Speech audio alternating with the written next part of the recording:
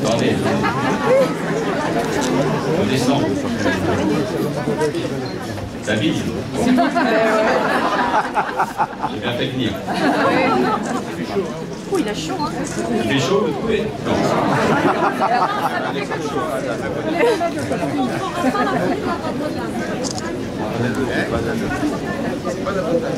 Voilà. Il y a les bons sons.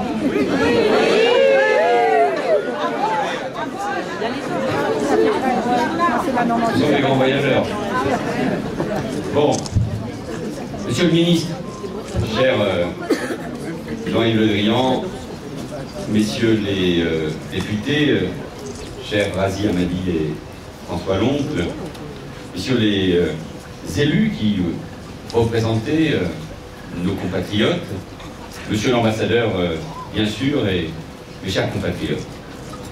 J'ai naturellement tenu à vous rencontrer à l'occasion de ce trop bref séjour, si court, ici à Ouagadougou, pour vous exprimer une double solidarité. J'aurais aimé rester plus longtemps, mais le président de la République ce soir entame un très long déplacement dans le Pacifique et en Amérique du Sud, et si le président de la République n'est pas en France, dans l'Hexagone, le Premier ministre doit forcément y être. Mais ces quasi 3 jours en Afrique de l'Ouest ont été particulièrement instructifs, j'y reviendrai. Donc j'ai voulu vous exprimer d'abord une double solidarité. La solidarité de toute une nation d'abord, à l'égard des siens, et à l'égard de ceux qui, installés au Burkina Faso, ont été confrontés en moins de 18 mois à des événements d'une très grande violence, à des événements extraordinaires, au sens où leur accumulation ont sans aucun doute été pour vous un choc. Nous venons de l'évoquer avec l'ambassadeur et ses équipes. Il y a eu bien sûr l'accident du vol Air Algérie en juillet 2014. Il y a eu des événements politiques d'extrême tension. Il y a eu bien sûr l'attentat du 15 janvier 2016 visant directement la communauté expatriée, votre communauté. Et je tiens à rendre hommage aux 30 victimes de cette terrible attaque, et parmi elles aux 3 Français décédés, Leïla Alaoui, Edith Ouati et Arnaud Casier, mais aussi à Antonio Basto qui résidait et travaillait en France.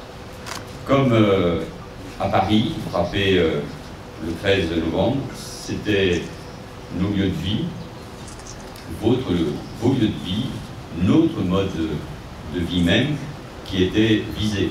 Et ici, un restaurant que vous connaissez tous. Comme à Bamako, frappé une semaine après Paris, le 20 novembre, les terroristes ont montré qu'ils se jouaient les frontières et que nous étions tous des cibles dans cette guerre nouvelle caractérisée par un ennemi qui peut surgir n'importe où, par un front qui n'est pas lointain et peut faire éruption au cœur de nos vies quotidiennes.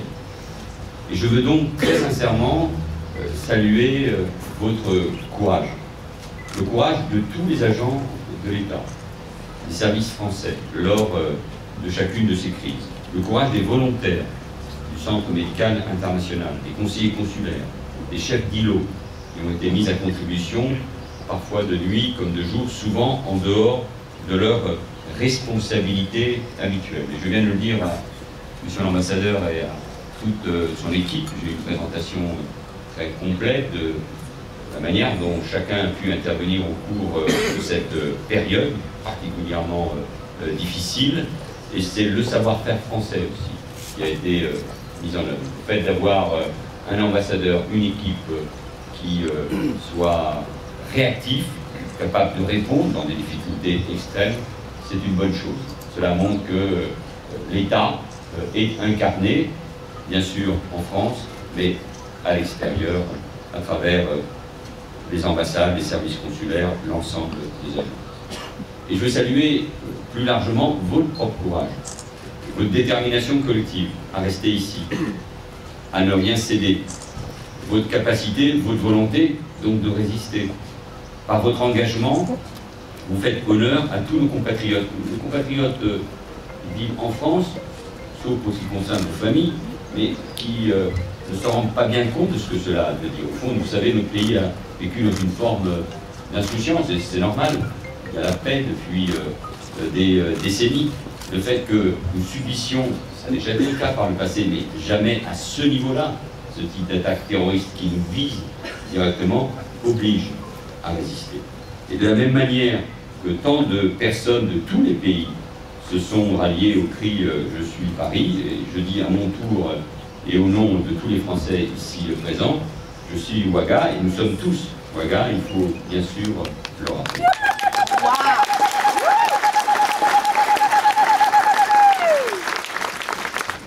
Vous avez démontré votre courage, votre sens de l'entraide, de la fraternité. Je sais que ça n'a pas été facile.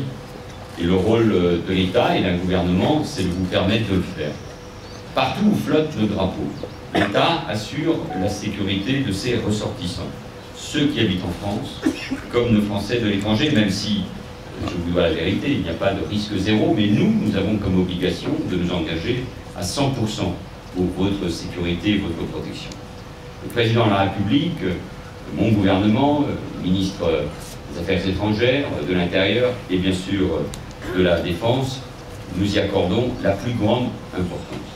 Les acteurs du comité de sécurité agissent ainsi pour assurer le plus haut niveau de sécurité à nos implantations, et notamment ces lieux de culture, de transmission de la connaissance que sont l'Institut français et le lycée Saint-Exupéry. Et je sais que nous pouvons compter aussi, malgré les difficultés, les défis immenses qu'elles ont à relever, nous pouvons compter sur l'appui des autorités burkinabées pour protéger nos intérêts et nos ressortissants. Assurer la sécurité des Français implique aussi d'aller à la racine du problème, au Levant et au Sahel. Et la France prend, comme elle l'a toujours fait, ses responsabilités. L'opération Barkhane, 3500 soldats engagés dans 5 pays, est ainsi le fer de lance du combat des démocraties contre le terrorisme. Elle donne des résultats. Barkhane a permis de faire reculer l'emprise des groupes terroristes dans les pays du Sahel, même si nous savons qu'il y a là encore un immense travail à accomplir, car ces groupes sont toujours là, ils peuvent agir, ils s'adaptent. Je viens de rencontrer les forces spéciales et on voit bien l'engagement qui est celui de nos armées. Et au cours de ces déplacements au Mali et au Burkina Faso, avec Jean-Yves Le Drian, nous allons revenir tout à l'heure en France avec un certain nombre de convictions sur ce qu'il faut faire, adapter à travers nos propres opérations, à travers le rôle de la MINUSMA, le rôle de l'Europe, en lien bien sûr avec les États concernés, plus particulièrement au sein du G5 Sahel. Nous savons donc que seule une action collective qui s'inscrit dans la durée, c'est une affaire d'années, ça peut concerner une génération, permettra d'anéantir les organisations terroristes.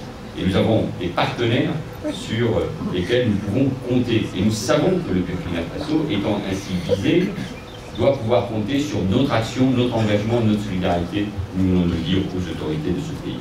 Les autorités burkinabées ont ainsi, dès le début de l'attaque des conjugalistes au Mali en janvier 2013, pris leurs responsabilités, on ne le dit pas là aussi souvent, en envoyant d'abord 1 puis 2 bataillons au sein de la force africaine, aujourd'hui intégrée à la MINUSMA, et nous accompagnons cette montée en puissance des armées locales, puisque les Africains doivent eux aussi être en première ligne pour combattre le terrorisme, puisqu'ils sont visés. Cette détermination n'a pas varié, bien au contraire, durant la transition. Et je sais aujourd'hui, cette détermination, j'ai pu m'en entretenir ce matin avec le président Kaboré, est plus forte que jamais. La solidarité, c'est aussi celle de la France à l'égard du Burkina Faso, le pays des hommes intègres, l'héritier des puissants royaumes Mossi. Je ne connaissais pas le Burkina Faso, je ne peux pas dire que au terme de cette courte visite, je serai le meilleur spécialiste du pays dans lequel vous vivez. Ça me donnera l'occasion de venir. Maire d'Evry pendant 11 ans, la coopération décentralisée était du côté de Caille. D'autres villes de la région parisienne ont souvent pu mettre en œuvre des coopérations décentralisées depuis très longtemps avec le Burkina Faso, et je sais que cette coopération décentralisée, il faut la préserver, d'où les questions de sécurité, il faut l'approfondir, la développer, parce que c'est un élément tout à fait indispensable du développement économique, éducatif, humain, social, et c'est une relation toujours extraordinaire qui se noue entre les populations des villes concernées. Je suis venu ici pour dire à nouveau aux autorités de ce pays l'attachement de la France à la coopération avec le Burkina. Coopération sécuritaire, évidemment. Coopération au développement de ce pays. Sans cela, il n'y a d'ailleurs pas de sécurité possible. En 2015, la France a ainsi consacré plus de 60 millions d'euros au développement humain, au développement durable, à l'agriculture, à la sécurité alimentaire du Burkina Faso, l'un des pays les plus pauvres du monde. Ce soutien sera maintenu et amplifié avec les nouvelles autorités. Nous avons signé ce matin une convention pour un montant de 9 millions d'euros dans le secteur de l'éducation, un projet important dans un pays où 70% de la population a moins de 25 ans. Et nous poursuivrons cette discussion avec le président Kaboré à Paris, où le président de la République l'a invité à se rendre prochainement, je lui ai rappelé tout à l'heure. La coopération entre nos deux pays, c'est enfin la coopération politique, plus étroite que jamais. Comme vous le savez, au lendemain des journées insurrectionnelles, la France a maintenu son aide et plaidé pour que l'Union européenne fasse de même. Tout au long de la transition, nous sommes tenus aux côtés du président Kafundo et des autorités pour les aider à tenir leur pari de conduire le pays à des élections transparentes. Le Burkina Faso est un exemple politique sur le continent africain. C'est d'ailleurs un beau message que l'un des pays le plus en difficulté de la planète, avec les défis que je viens de rappeler, soit cet exemple démocratique.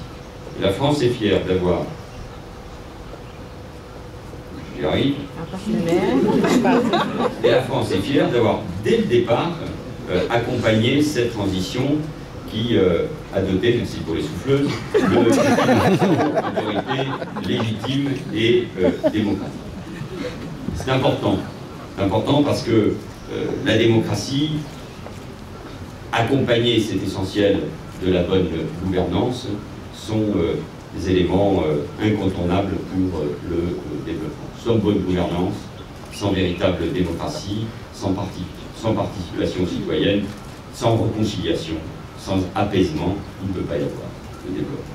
Mes chers compatriotes, représentants d'ONG, enseignants, chefs d'entreprise, agents d'organisations internationales, chercheurs, représentants de l'État, vous êtes chacun, à votre manière, des ambassadeurs de la France au Burkina. Certains y sont parce qu'il y a ces missions, d'autres depuis très longtemps. Beaucoup d'entre vous êtes des binationaux. Vous êtes tous attachés et au Burkina Faso et à la France. Et tous les jours, vous promouvez nos intérêts. Vous faites vivre nos valeurs, notre langue, notre culture.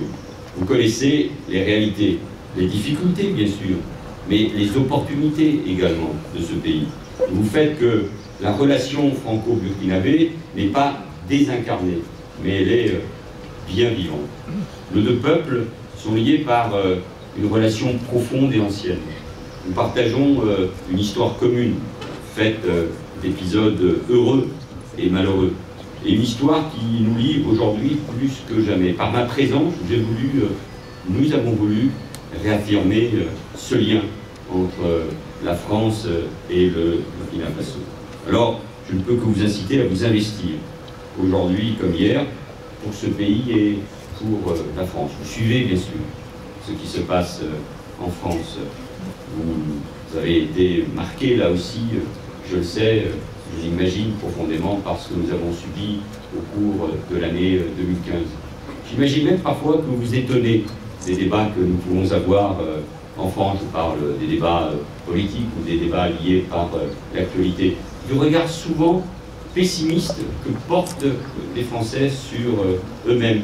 La France vit une forme de dépression, une crise de confiance. Et pourtant, quand on va à l'extérieur, partout dans le monde, quand on voit l'engagement, la bravoure de nos soldats, une des meilleures armées du monde, sinon aujourd'hui la meilleure, capable de mener des actions à l'extérieur tout à fait extraordinaires, comme au Mali en 2013, après que le président de la République l'ait ordonné. Quand on voit l'action et l'engagement de nos entrepreneurs, quand on voit la qualité de nos réseaux culturels, de nos institutions scolaires, de nos enseignants, quand on voit la qualité et l'engagement de notre corps diplomatique, il y a de quoi être fier. La France est un très grand pays par son action économique, nous sommes la 6e puissance économique mondiale. C'est un grand pays par sa diplomatie et par ses armées, je ne cesse de le répéter. La France est un grand pays par sa langue et c'est un formidable atout ici en Afrique de l'Ouest, par la culture. Et le Burkina Faso est un pays où la culture, ça veut dire quelque chose. Et son festival de cinéma est, vous le savez, une référence qu'il faut préserver. Et malgré les difficultés, il fallait le préserver. Il a même projeté des films qui à un moment n'auraient pas dû être projetés et qui étaient évidemment tout à fait essentiels. La France est un grand pays, d'abord grâce aux Français. Et moi je souhaite que, au fond, les Français de l'intérieur portent le même regard que de l'extérieur qu'on porte sur la France. La France se réforme, c'est le sens de l'action de mon gouvernement, sans rien renier de ses valeurs, des droits qui sont ceux des Français comme des salariés, mais le pays a besoin de se réformer pour que notre économie, nos entreprises, notre agriculture soient davantage compétitives. Et ma mission, celle que m'a fixée le président de la République, c'est de réformer jusqu'au bout pour que le pays soit plus fort dans ce monde qui bouge, dans ce monde inquiétant, mais qui offre aussi autant d'opportunités. Alors c'est ça mon message ici, dans ce pays où vous savez ce que sont les difficultés par rapport à celles qu'on peut vivre en France. Soyez fiers. Soyez fiers d'être français. Soyez fiers d'être français et burkinabés. Beaucoup d'entre vous le sont. Soyez fiers de vibrer à nos couleurs nationales, à nos valeurs, à la devise de la République. Soyez fiers de vibrer au chant de la Marseillaise. Ce sont des valeurs, ce sont des symboles qui vibrent dans le monde et que chacun a